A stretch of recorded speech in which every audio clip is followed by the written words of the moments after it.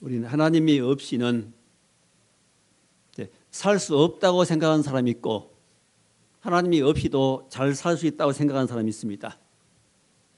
하나님이 없이도 잘 산다고 생각하는 사람들은 불신자고 하나님을 전혀 모르는 사람이고, 또 반면에 하나님 없이는 살 수 없다고 여기는, 그렇게 믿고 사는 사람은 믿음의 사람입니다. 하나님이 안 계시면 우리 인생은 아무런 의미가 없습니다. 그건 죽은 겁니다. 하나님 모시고 산 인생이야말로 가장 복된 삶입니다. 이 세상의 삶은, 세상 사람들의 삶은 많이 얻고 많이 가지고 많이 누리고 재미있게 즐겁게 인생을 사는 것이, 그게 인생이라고 여깁니다. 하나님 없이 사는 어떤 인생도, 모든 걸 가졌다 할지라도 그 모든 삶은 허사가 되고 마지막은 어떻게 될까요? 멸망입니다. 마귀종으로 평생 살다가, 쾌락의 종으로 살다가, 돈의 종으로 살다가, 육신의 종으로 살다가 결국 망하는 겁니다. 자, 우리는 하나님을 섬기는 사람들입니다. 그래서 하나님 우리에게 그러면 새해 축복의 한 해를 우리에게 선물로 주셨습니다. 이 한 해를 어떻게 살아야 될까요? 어떻게 사는 가장 잘 사는 것일까요? 바로 우리를 지으신, 우리를 만드신, 우리 구원하신 여호와 하나님을 나의 목자로 삼고 사는 것이 그게 가장 큰 복인 줄 믿습니다. 그러면 한 해는 바로 우리 여호와 하나님을 바로 나의 목자로 삼고 사는 그런 복된 새해가 될 수 있기를 바랍니다. 자, 그러려면 첫째, 우리는 뭘 알아야 되죠? 우리에게는 목자가 필요하다는 사실을 알아야 됩니다. 나는 양이지요. 저와 여러분은 양에 불과합니다. 양처럼 약한 겁니다. 동물 중에 가장 약한 동물이 양이지요. 가장 약하고 가장 연약한, 병 걸리기 쉬운, 누가 공격에 오면 피할 줄도 모르고 대항할 줄 모르고 당할 수밖에 없는 그것이 바로 양입니다. 그래서 양은 혼자 살 수 없기 때문에 무리지어 살아야 되고, 반드시 목자가 그를 인도하지 않으면 길을 못 찾아오고 집을 못 찾아오는 그런 존재들입니다. 그래서 하나님 우리를 양에 비유했습니다. 이 동물들 보면은, 야생 동물들은 항상 불안해하는 겁니다. 항상 경계합니다. 불을 뜯을 때도 고개를 들어 경계하고 항상 경계합니다. 항상 침략자가 있고 공격자가 있거든요.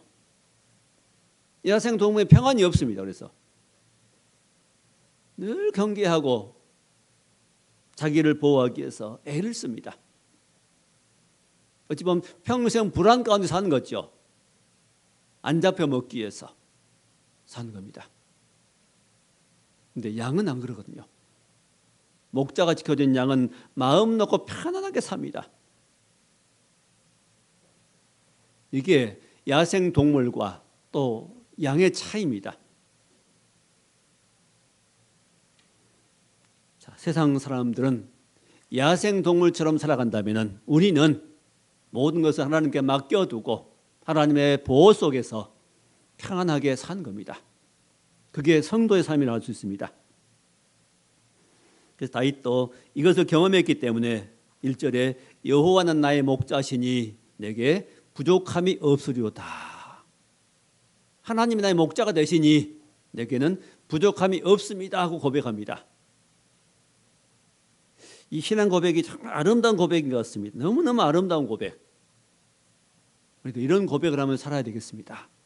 여호와가 나의 목자시니, 예수님이 나의 주시니 내게 부족함이 없습니다. 난 예수님에 인해서 행복합니다. 이렇게 고백할 수 있다면 그 삶은 행복한 삶이 되는 겁니다. 자, 양의 입장에서는 뭐가 있으면 부족함이 없을까요? 양의 입장에서는 풀이 있으면 충분한 먹이가 있고, 충분히 마실 수 있는 물이 있고, 쉴 수 있는 것만 있으면 양에게는 그게 족한 겁니다. 양은 많은 요구가 필요가 없죠. 많은 필요가 없습니다. 풀과 물과 쉴 곳입니다. 그리고 또 하나는 보호받는 거죠. 외부 침략자로부터 자신을 보호해주는 그 보호자가 있으면 되는 겁니다. 목자가. 그럼 더 이상 양은 바랄 것이 없는 겁니다. 자, 양은 그래서 여호와가 내게 목자가 되어서 푸른 풀밭에 누이시며 쉴 만한 물가로 인도하신다고 고백하고 있습니다. 양은 풀밭과 물이 있으면 됩니다. 쉴 곳이 있으면 되지요. 풀밭, 물가. 그래서 풀밭에서 마음껏 뜯어 먹고 배부르면은 풀에서 쉬고 또 목이 마르면은 시냇가로 인도해서 거기서 마음껏 물을 마시고 거기서 쉬는 겁니다. 그럼 양은 만족하는 것이죠. 자, 양은 그렇지만은 우리 인간은 어떻습니까? 먹는 것, 마시는 것 가지고는 부족합니다. 우리는 다른 욕구가 있습니다. 양에겐 단순히 육신적인 욕구밖에 없습니다. 먹고 마시고 쉬는 이 욕구. 사람은 안 그렇죠.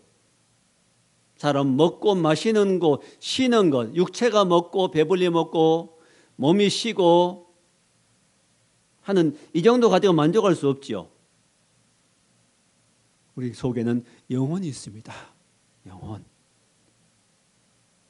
그 영혼이 채워져야, 영혼이 만족돼야 만족이 되는 것이지 육체의 것으로는 부족한 겁니다. 또 우리는 여러 가지 삶의 영역이 있습니다. 사업도 해야 되고 학생 공부도 해야 되고 장날의 준비도 해야 되고 이러저런 일들이 우리에게 많이 있습니다. 많은 인간과 관계가 있습니다. 사람과 관계들. 그래서 하나님은 우리의 삶의 모든 영역에서 함께 하심으로 우리는 그 하나님으로 인해서 사는 것이, 하나님의 보호와 인도함 속에 사는 것이 복이라는 것입니다. 그래서 예수님도 수고하고 무거운 짐진 자들은 다 내게로 오라. 그 짐은 죄의 짐도 되겠고 그 인생의 무거운 짐도, 내가 해결해야 할 문제도 다 짐이 되겠죠. 그 모든 짐들을 영혼의 문제가 되었건 육신의 문제가 되었건 어떤 짐이든 가지고 내게로 오면은 내가 너희를 쉬게 하겠다는 말씀하십니다. 또 요한복음 14장 27절에 평안을 너희에게 주노니 곧 나의 평안을 너희에게 주노라. 평안. 평안을 주는데 그 평안 누구 평안이냐? 예수님의 평안이라는 겁니다. 나의 평안. 예수님 평안은 어떤 평안이냐면은 풍랑이는 배 위에서도 제자들은 두려워하고 염려하고 소리치는데도 불구하고 예수님은 편안하게 주무실 수 있는, 걱정 염려 않고 그냥 편하게 안방에처럼 그렇게 주무실 수 있는 이런 평안이 바로 주의 평안인 겁니다. 그런 평안이 우리에게 주어진다면, 그 예수님 평안을 우리가 받고 산다면 우리도 어떤 문제를 만나도 고난을 당해도 우리는 편안하게 잠잘 수 있는 겁니다. 편안히 쉴 수 있는 겁니다. 왜? 주께 맡겨놓고 내 생명이 주님께 있으므로 주께 맡겨놓고 쉴 수 있다는 겁니다. 이게 쉼입니다. 사람은 내 문제를 반드시 해결해야 되고 내 뜻대로 되어야 되고 안 되면 큰일 나고, 자, 이런 염려 때문에 고생하고 염려하고 불안해하고 사는 겁니다. 자, 이런 은혜를 누리려면 목자는 반드시 양은 목자를 따라가야 됩니다. 자, 양무리 중에서 한 양이 그 무리를 떠나가 자기 마음대로 자기 길을 간다면은 그는 평안을 보장받을 수 없습니다. 반드시 양은 무리를 따라가야 됩니다. 어떤 무리요? 목자가 이끄는 양무리 말입니다. 목자가 이끄는 양무리를 따라가야 안전합니다. 하나님은 우리의 목자신데 그 목자 예수님은 우리를 어떻게 인도하실까요? 제일 먼저는 말씀을 따라 인도하십니다. 말씀을 인도하십니다. 말씀이 가장 중요합니다. 말씀이 기준이 됩니다. 사단은 자꾸 말씀을 잘못되게, 오해하게, 믿지 못하게 만듭니다. 이단도 그러죠. 자, 우리는 그래서 기록된 성경에 기록된 말씀들은 진리입니다. 이 말씀도 하나님 행하시고 이 말씀은 절대로 변할 수가 없습니다. 변함이 없습니다. 우리 모든 행위와 신앙과 삶의 기준은 하나님 말씀 성경입니다. 성경입니다. 그 말씀 따라서 나갑니다. 말씀을 따라서 행하면 우리는 절대로 실패하지 않습니다. 말씀 따라가면 안전합니다. 자, 말씀 따라서 또 가면서 우리는 또 하나는 우리 안에 누가 계시죠? 하나님이 계십니다. 안에 계셔서 성령 우리에게 감동을 주십니다. 감동, 감화, 또 깨닫게 하십니다. 또 잘못될 때는 책망도 하십니다. 속에서 이건 아닌데 하고 그 책망 받으면 우리가 불안해집니다. 하나님 기뻐하신 일을 행할 때는 평안과 기쁨이 오고 하나님께서 원치 않는 잘못된 죄를 범하거나 잘못된 일을 행하면 속에서 책망이 불안해집니다. 책망이 옵니다. 책망이 오면은 멈추고 하나님 앞에 회개해야 되고 기쁨 하나님께서 주신 기쁨을 따라가면은 우리는 그게 바른 길인 겁니다. 육체의 즐거움과는 좀 다르지요. 자, 그 주님을 목자를 따라가지 않는 이유가 뭐지요? 그 말씀을 못 믿기 때문입니다. 말씀이 안 믿어지기 때문에. 그래서 말씀을 신뢰하지 못하기 때문에 그 목자의 음성을 따르지 않고 말씀 따르지 않고 내 뜻을 따라갑니다. 내 계산대로 내 욕심을 따라서 나갑니다. 나를 신뢰하는 겁니다. 하나님보다는 말씀보다는 나를 신뢰합니다. 내 뜻을 내 계획을 내 생각을 먼저 앞세운 그게 나를 믿는 겁니다. 그 믿음이 아니지요. 그래서 우리는 하나님 말씀을 믿고 나가는 겁니다. 그래서 어떤 때는 하나님 말씀이 내게 이해가 안 되어도 일단은 하나님 말씀이 옳습니다 하는 그런 믿음이 있어야 됩니다. 그런 자세는 필요합니다.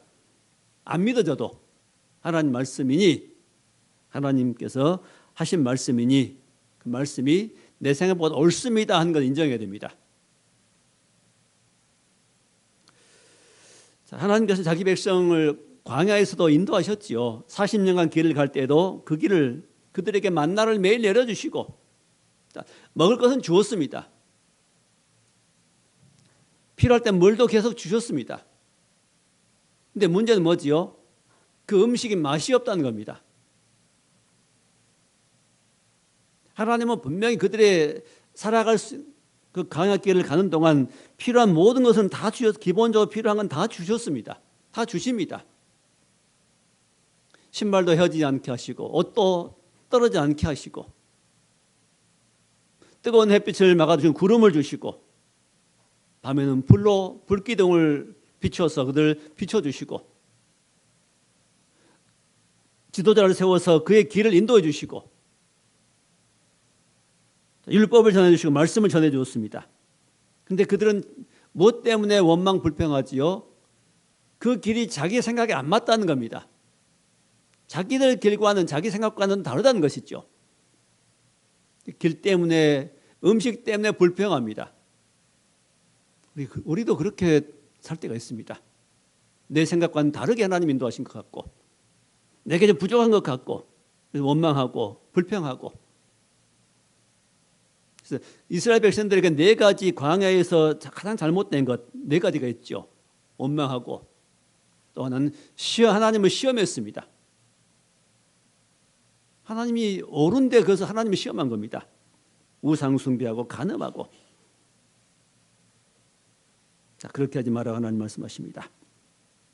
자 하나님을 따르려면 우리는 어떻게 되지요? 목자 되신 예수님을 따라가려면 우리는 기본적인 게 충실해야 됩니다.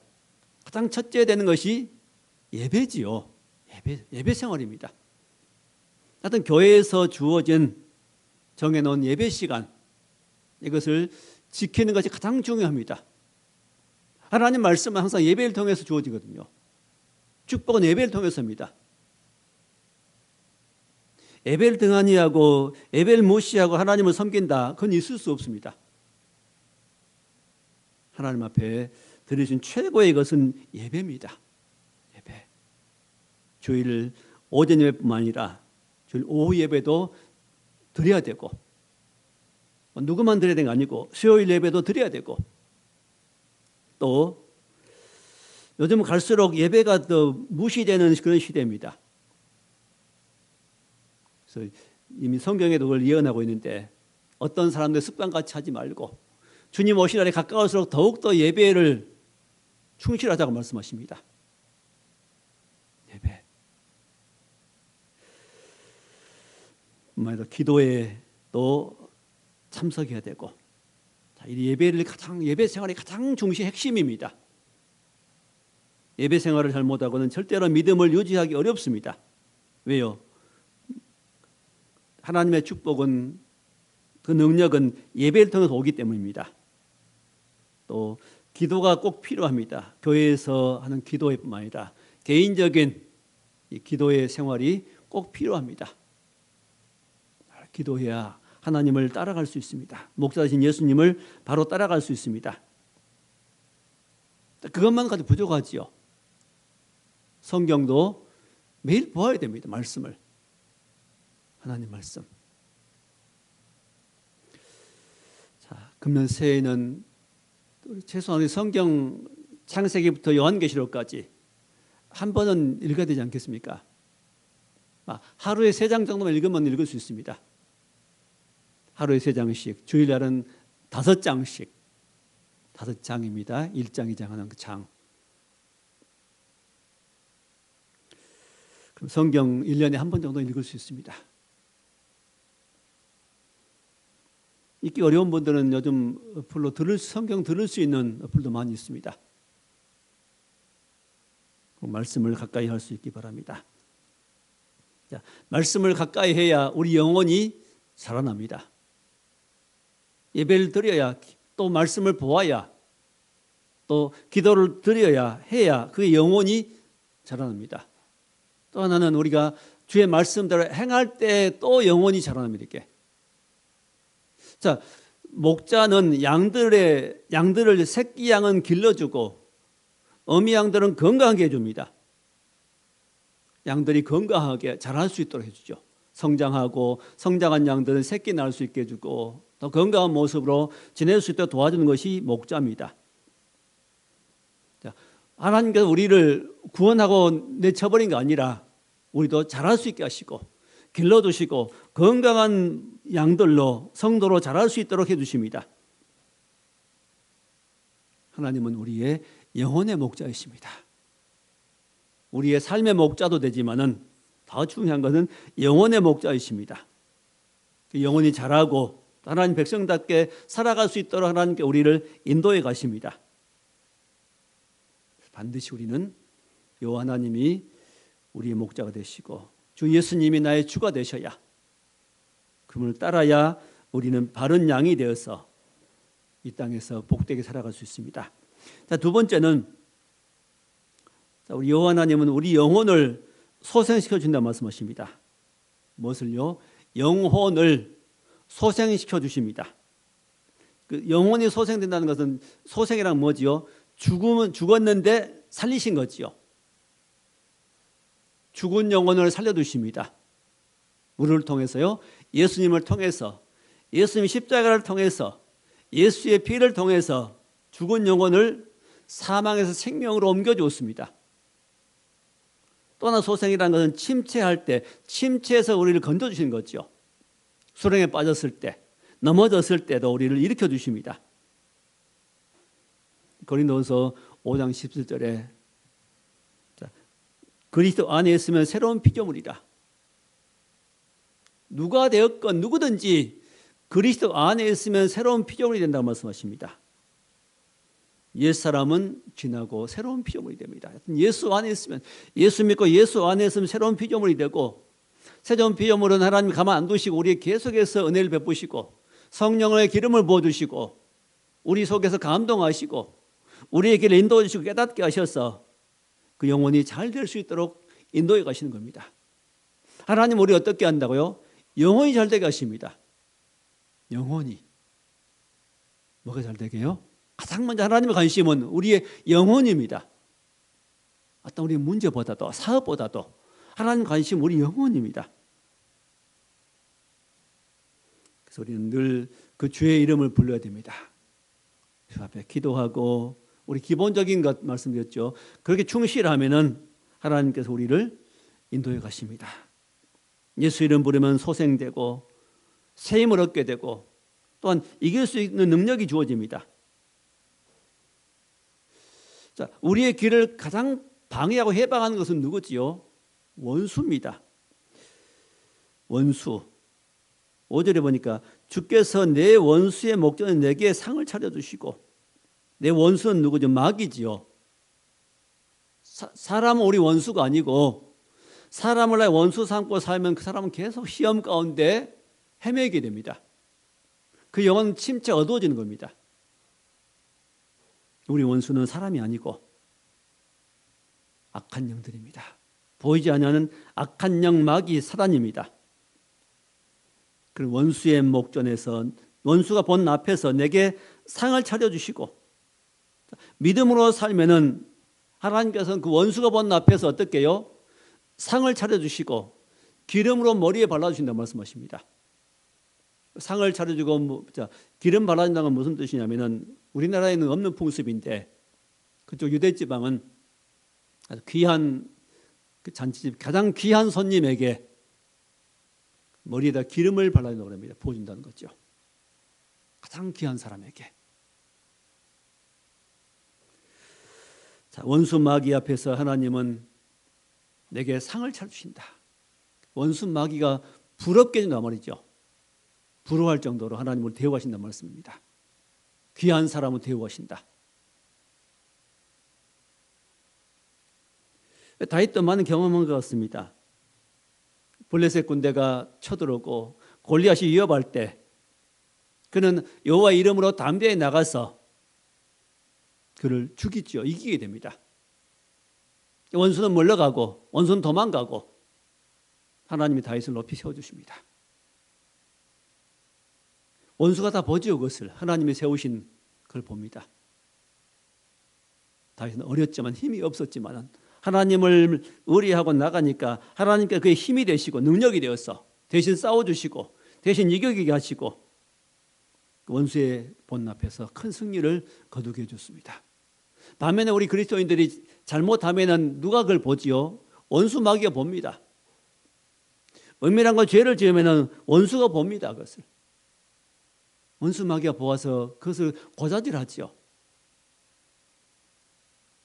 하나님 앞에가 참소합니다.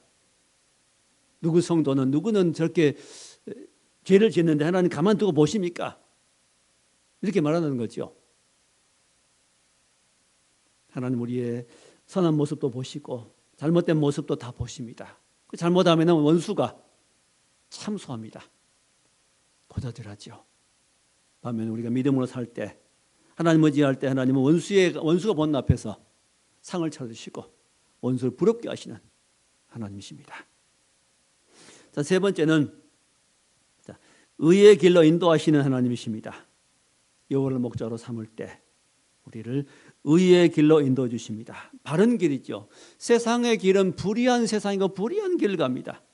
많은 사람들이 넓은 길, 그 죄악이 물결이 넘실거리는 그 길을 갑니다. 그 화려한 길을 갑니다. 그 죄악의 길을 갑니다. 멸망의 길을 가지요. 지옥을 향한 길을 가는데도 불구하고 그들은 그 가는 길이 무엇인지 알지 못합니다.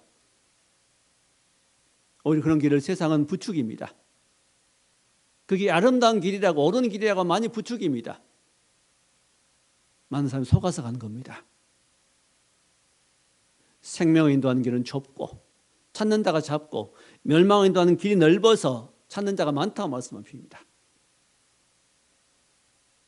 믿음의 길은 조금 좁은 길입니다. 찾는 자가 적습니다. 인기가 별로 없습니다. 참아야 되고 절제해야 되고 주 앞에 시간 들여야 되고 그런 믿음의 길입니다. 그 길이 의의 길이 옳은 길입니다. 옳은 길은 좁습니다. 자, 육상할 때 코스가 있죠. 트랙이 있습니다. 그 선수에게 정해진 트랙이 있죠. 그 트랙을 벗어나면은 그 라인을 벗어나면 실격이 됩니다. 선수는 반드시 그 트랙 안에서 정해진 트랙 안에서만 달려야 됩니다. 우리도 세상 길은 넓어서 마음대로 가지만은 비틀리가면 좌우로 흔들리며 가지만은 우리는 그 의의 길을 가야 됩니다. 그게 의인의 삶입니다. 하나님은 우리를 어떻게 인도합니까? 하나님 정해놓으신 그 길을, 믿음의 길을, 천국을 향한 의의 길을 가게 하신다는 겁니다. 그 길을 정하시고 그 길을 가게 하시고, 그 길을 벗어났을 때는 경고음이 들리지요. 어디서 경고음이 들리죠? 우리 속에서 경고음이 들립니다. 내가 알지요. 그리고 어떤 삶에서 하나님 막으시는 어떤 손길이 나타나기도 합니다. 사람을 통해 막기도 하고 어떤 문제를 통해 그 길을 막기도 하고 그럽니다. 그래서 가시로 담을 친다고 말씀하시죠. 자, 이 믿음의 길, 의의 길을 가는 동안에 하나님이 원하시는 길을 가는 동안에 뭘 만나요? 항상 그 길이 꽃길만이 아니고 가는 동안 골짜기를 만나는 겁니다. 의의 길로 인도하시는 2절, 3절에 의의 길로 인도하시는데 뭘 만나요? 4절에 사망의 음침한 골짜기로 다닐지라도 사망의 음침한 골짜기로 만나기도 합니다. 자, 사망의 음침한 골짜기는 빛이 없는 곳이죠. 걸어가기 힘든 곳입니다. 음침합니다. 하나님이 안 계신 것처럼 느껴지는 그런 길이라고 할 수 있습니다. 고난이 있고 환난이 있고 어떤 문제를 만나는 그런 길이지만은 그 길에 내가 혼자만 가는 게 아니라 바로 그 길에 다닐지라도 해를 두려워하지 않을 것은 어둠의 해를, 짐승의 해를, 어떤 길의 문제의 해를 두려워하지 않는다고 말씀합니다. 그 이유가 뭐죠? 주께서 나와 함께 하심이라. 주께서 함께 하시면은 어떤 길도 두렵지 않다는 것입니다. 자, 왜 그러지요? 주의 지팡이와 막대기가 나를 안위하시나이다. 주의 지팡이. 지팡이가 있습니다. 누구 지팡이요? 주의 지팡이. 내 지팡이가 아니라 주의 지팡이. 지팡이는 우리 등산 갈 때부터 지팡이를 많이 짚는 사람이 있습니다. 스틱 있죠. 넘어지지 않게, 내리막길을 갈 때 넘어지지 않게, 오르막길 올라갈 때는 손으로 짚어주면 체중이 거기 실려서 좀 가벼워집니다. 쉬워집니다. 안전을 위해 지팡이를 짚습니다. 몸무게를 지탱하기 위해 지팡이를 짚습니다. 또 막대기는 뭐 하는 겁니까? 이렇게 지팡이와 막대기라고 하는데, 막대기는 어떤 사나운 짐승이 달려들면은 그걸로 치는 겁니다. 다윗도 그런 경험이 많이 있지요. 양을 치면서 막대기를 가지고 짐승이 달려올 때 쳤습니다. 자, 이 막대기는 바로 주의 막대기를 말하는, 주님의 막대기가 나를 안위하시나이다. 주의 지팡이, 주의 막대기입니다. 내 막대기는 소용없습니다. 내가 만든 막대기, 내가 생각한 막대기는 별로 도움이 안 됩니다. 우리를 보호하시는 것은 뭐가 보호해줘요? 주의 지팡이와 주의 막대기입니다. 주의 막대기는 시편 2편의 말씀 보면 철장입니다. 쇠막대기입니다. 사람 막대기는 나무 막대기도 있겠지만 주님이 주시는, 들고 계시는 막대기는 쇠막대기거든요. 철장. 철장으로 만국을 다스리십니다. 잘못된 것은 부셔버립니다. 부십니다. 쇠파이프를 말합니다. 모든 적들을, 모든 대적들을, 모든 원수들을 주께서 쇠막대기로 부시는 겁니다. 때리는 겁니다. 그 앞에 모든 건 부서진다는 것이죠. 참, 여호와를 목자로 삼고 살아가면 이렇게 내가 안 해도, 내가 안 막아도, 내가 안 지켜도 주께서 이 원수의 세력을 파괴하시고 깨뜨리십니다. 지켜주십니다. 평안한 삶을 살 수 있다는 겁니다. 넉넉히 갈 수 있습니다. 환난 만나도, 문제 만나도 우리는 이길 수 있습니다. 결국 우리도 그래서 실패를 통해서 우리는 더 믿음에 서게 되는 겁니다. 우리 앞에는 항상 꽃길만 있는 거 아니고 이런 골짜기도 있고 음침한 골짜기도 있고 환난도 있습니다. 그러나 그런 걸 통과하면서 하나님이 우리에게 가르쳐 주신 거 있고 다 우리 믿음에 서게 하는 겁니다. 로마서 8장 28절에 하나님 사랑하는 자고 뜻대로 부르심을 입은 자들에게는 모든 것이 합력하여 뭘 이루어요? 선을 이루느니라. 하나님의 뜻을 이루느니란 말씀이고 우리 영혼이 잘되게 하시니라고 말입니다. 하나님 우리 복된 게 인도하시는 말씀입니다. 자, 주의 지팡이의 능력은 지팡이는 방향을 가르치는 것이고 지팡이는 의지하는 것이고 막대기는 부시는 것입니다. 모세가 지팡이를 들고 홍해를 갈 때 그 지팡이 누구 지팡이였습니까?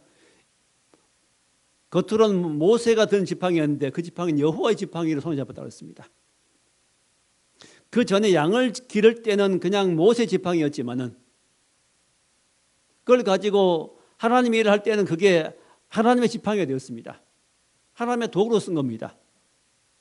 보잘것없는 막대기지만은 하나님이 지팡이로 사용하시니 그 지팡이 홍해를 가를 때 홍해가 갈라졌습니다. 우리는 약하지만은 우리 가진 것은 미미하지만은 그것으로 여호와께 의지하고 주를 믿으면서 나갈 때 난 양심이 연약합니다 하고 고백하며 나갈 때 그 모든 도구들은 하나님의 지팡이가 되고 하나님의 능력이 되는 겁니다. 하나님께서 바뀌어버립니다. 우리 몸도 전에는 내 몸이었지만 이 몸은 누구 것이죠? 주의 것입니다 하고 고백드리면 주의 것이 되어서 우리 복을 받는 겁니다. 자, 베드로전서 2장 5절에 이 여호와는 누구? 오늘 여기 다윗이 고백한 여호와는 누구지요? 그 베드로전서 2장 25절의 말씀입니다. 전에는 우리가 양과 같이 길을 잃었는데 이제는 우리 영혼의 목자에게 돌아왔다고 말씀합니다. 목자는 누구요? 영혼을 기르시는, 영혼을 지키시는, 영혼을 잘되게 해주시는 그 목자. 그분이 누구시죠? 예수님이십니다. 아직 다윗이 된 예수님 안 오셨습니다. 근데 우리 이미 예수님 오셨습니다. 그 다윗에게 나타나시는 그 여호와는 오늘 우리에게 예수 이름으로 오셨습니다. 그 예수님이 우리 목자이십니다. 우리 영혼의 목자이시죠. 그래서 예수 이름으로 구원받았고 예수 이름으로 기도하고 우리는 예수 이름으로 선을 행하고 예수 이름으로 선포할 때 그 여호와 목자는 바로 예수님에 대해서 우리의 길을 인도해 주시는 겁니다. 마지막 네 번째는 이 목자는 평생 우리와 함께 하신 목자이십니다. 6절이죠. 내 평생에 선하심과 인자하심이 반드시 날 따르리니. 자, 이 목자 예수님은 평생 우리와 함께 하십니다. 아니 영원히 함께 하시죠.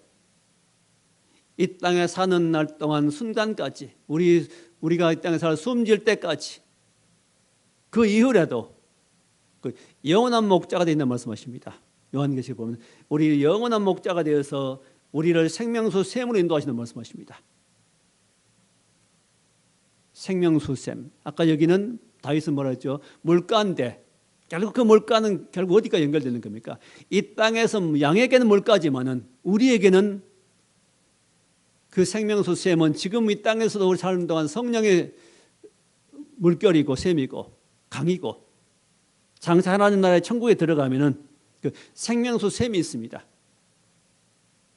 그 샘으로 우리를 인도하시는 말씀하십니다. 영원한 목자. 영원히 사는 세계를 말합니다. 부모도 우리와 영원히 함께 할 수 없습니다. 친구도 나를 도와준 친구도 잠시지요. 그러나 우리 영원히 함께 할 분은 우리 예수님밖에 없습니다. 예수님이 우리 영원한 목자가 되십니다. 그 목자는 우리를 어떻게 인도하십니까?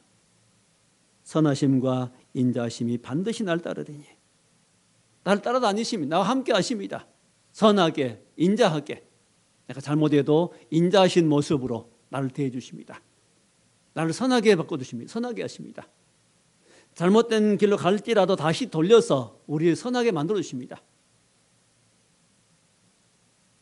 평생 우리와 함께 하십니다. 그 선하고 의로우신 분이 인자하신 주님이 정령날 반드시 날 따라서 함께 하시다가 우리는 여호와의 집에 영원히 살리로다.